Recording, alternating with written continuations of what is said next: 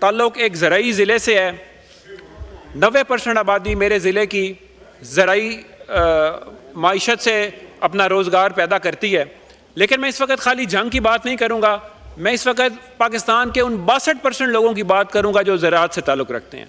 पाकिस्तान की ज़राअत, पाकिस्तान के अंदर 24% GDP, मेरे ख्याल में इससे बड़ा कोई भी एक सेक्टर GDP में अपना हिस्सा नहीं डालता जितना ज़राअत डालता है। 24% GDP हमारे मुल्क का ज़राअत से आता है और हमने इस पूरे बजट के अंदर ज़राअत के लिए कुछ भी नहीं रखा।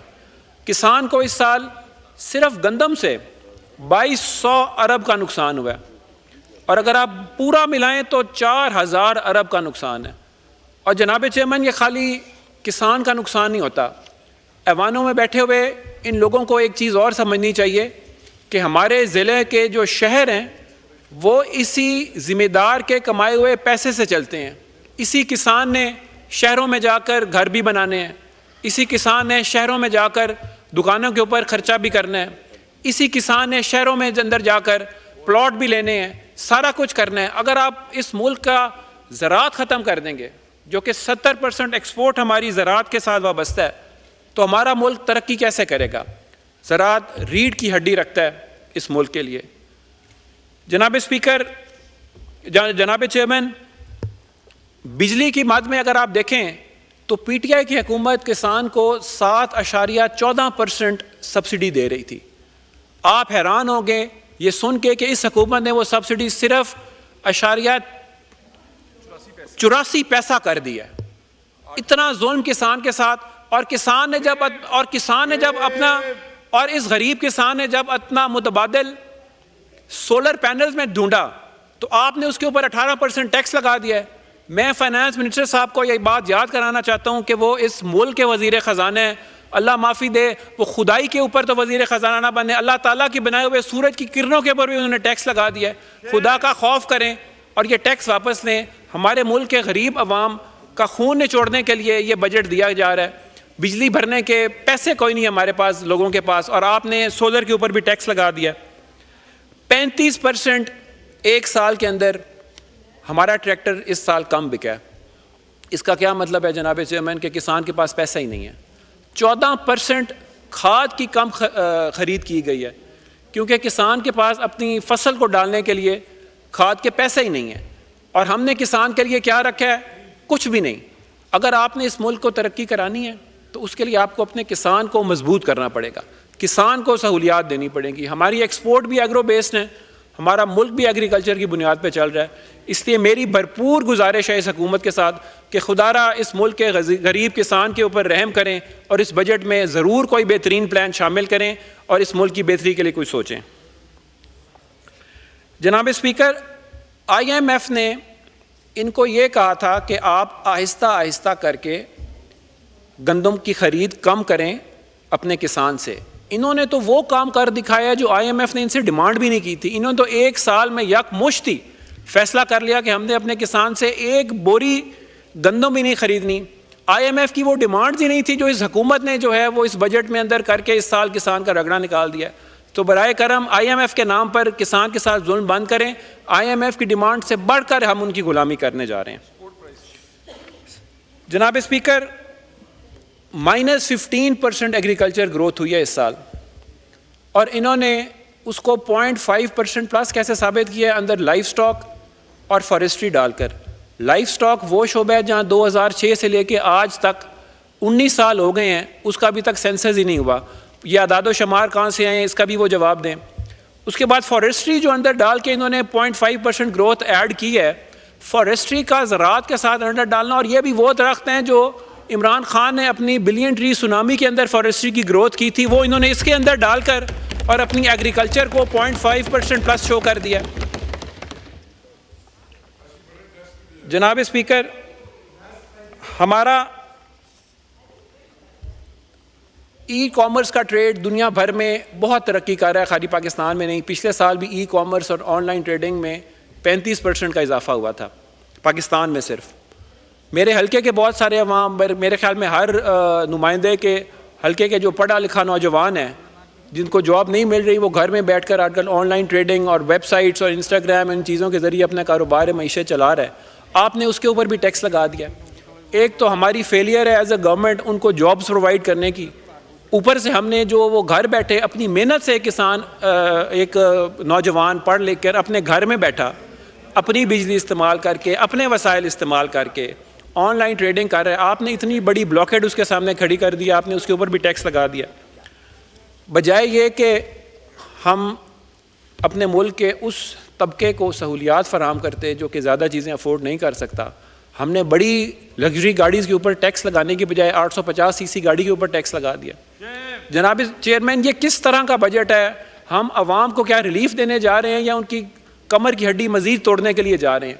छोटी गाड़ियों पर सेल्स टैक्स लगाने का मकसद सिर्फ़ और सिर्फ कि ये गरीब आवाम इनको जितना और दबा सको, ये दब के रह जाएँ और इस मुल्क के ख़िलाफ़ अंदर होने वाली जो आवाज़ या कानून के ख़िलाफ़ जो तोड़ा जा रहा है उसके ख़िलाफ़ आवाज़ें ना उठा सकें। जनाब चेयरमैन, क्लाइमेट चेंज के इस दुनिया का इस वक्त सबसे बड़ा एक मौजू क्लाइमेट चेंज है। ग्लोबल वार्मिंग आपके सामने है। इस साल पाकिस्तान में गर्मी के रिकॉर्ड तोड़े गए हैं और हमने 400 अरब रुपया उसके अंदर से कम कर दिया है। इस्लामाबाद में शायद इतनी रिकॉर्ड गर्मी कभी नहीं पड़ी होगी। हमारे ज़िले में इस दफ़ा 50 डिग्री तक टेम्परेचर चला गया, ये आज तक नहीं हुआ और हमने अपना 400 अरब रुपया कम करके सिर्फ़ और सिर्फ दूसरी चीज़ों के अंदर डाल दिया है। हमारी कोई आगे फ्यूचर विजन नहीं है, कोई फ्यूचर की सोच नहीं है। ये किस तरफ हम जा रहे हैं? पूरी की पूरी मरगला पहाड़ियाँ पूरी की पूरी सोसाइटीज़ में बदल चुकी हैं। आप मरगला की तरफ जाएं, दामने को से ऊपर जाएं, अब KPK तक चले जाएं तो सोसाइटीज़ बन चुकी हैं। जो पहाड़ियाँ कभी सरसब्ज होती थीं अब सिवाय वहाँ कॉन्क्रीट के नज़र ही कुछ नहीं आती। तो खुदारा इस चीज़ के ऊपर भी थोड़ी सी तवज्जो दी जाए। जनाब चेयरमैन, हमारी मुल्क की इन्फ्लेशन पिछले 3 साल में 30 to 40% रिकॉर्ड बढ़ी है। पिछले 3 साल के अंदर आप इस मुल्क में जब तक सियासी इस्तेकाम नहीं लेके आएंगे, जब तक इमरान खान साहब बाहर नहीं आएंगे, तब तक इस मुल्क की माइशी तरक्की बहुत मुश्किल हो जाए।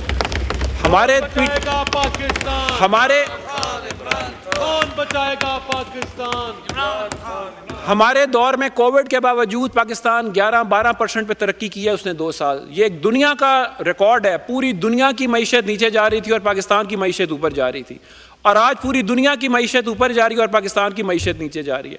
इसकी बुनियादी वजह क्या है? कि हमारे पास यहाँ सियासी इस्तेकाम नहीं है। खुदारा उनको आज़ाद किया जाए। इस मुल्क की सियासी इस्तेकाम के लिए बहुत ज़रूरी है ये चीज़।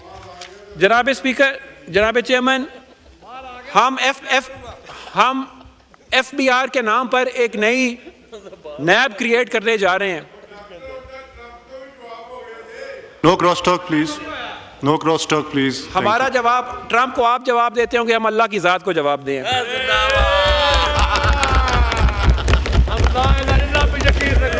जनाब चेयरमैन, जनाब chairman, no cross talk please.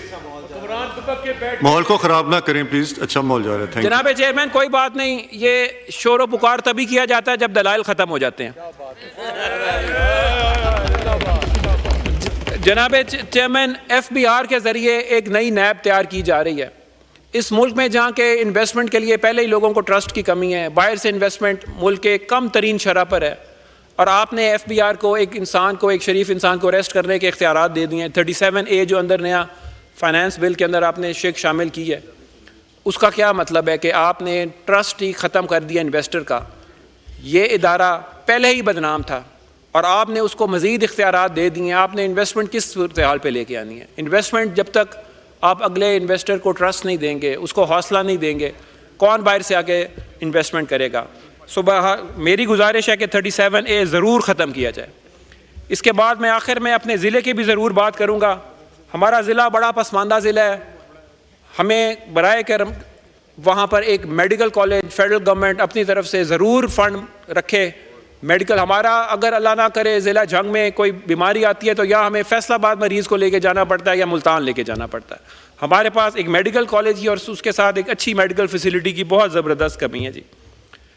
हमारे ज़िले में 2 दरिया इकट्ठे होते हैं, चनाब और झेलम, और हर साल जो किसान आजकल वैसे ही मारा गया है फ्लड की वजह से, उनको और नुकसान होता है। वहाँ पे फ्लड प्रोटेक्शन बंद की बहुत सख्त ज़रूरत है।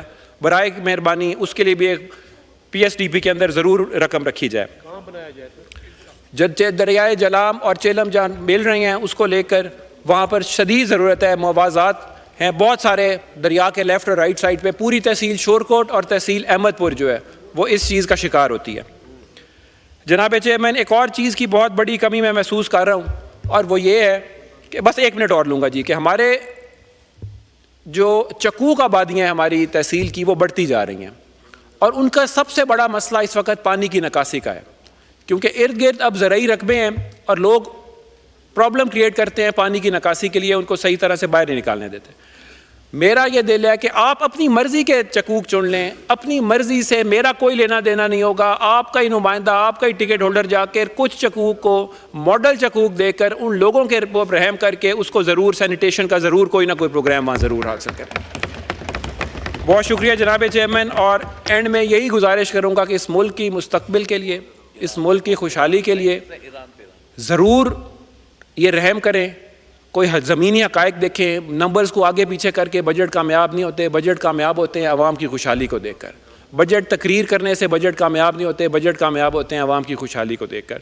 और मैं दुआ करता हूँ कि अल्लाह ताला ईरान की मज़लूम आवाम के ऊपर रहम करे और हमें उनका भरपूर साथ देना चाहिए। हमारा फ़र्ज़ है बतौर हमसाया भी, बतौर पाकिस्तानी भी और बतौर मुसलमान भी, हम उनके साथ हैं और उनका भरपूर साथ देंगे इंशाअल्लाह। बहुत मेहरबानी। Thank you. मोहतरम